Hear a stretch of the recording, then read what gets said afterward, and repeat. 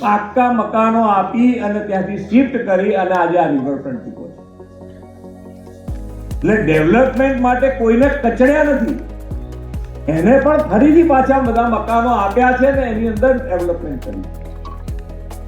બાકી તો ઘણાએ આ જોયું હશે, ઘણા ફોરેને ફરી આવ્યા હશે, પણ બધાને એમ થાય કે આ આને હટાવવા દઈશું તો આપણે હટી જઈશું.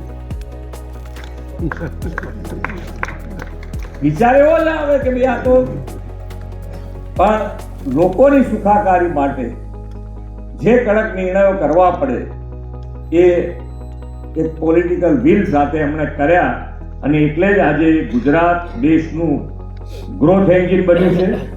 અને ગ્રોથ એન્જિન સાથે જ્યારે આપણે આગળ વધી રહ્યા છે ત્યારે વડોદરા શહેરમાં આજે પણ હું પૂછતો હતો કે ભાઈ હવે તમારામાંથી પણ બધા એમાં સહકાર આપી રહ્યા છો કે સ્વચ્છતા હવે સારી રહે છે.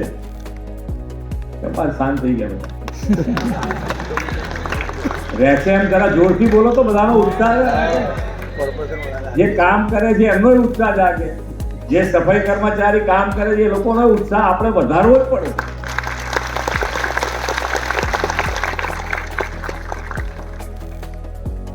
વડોદરા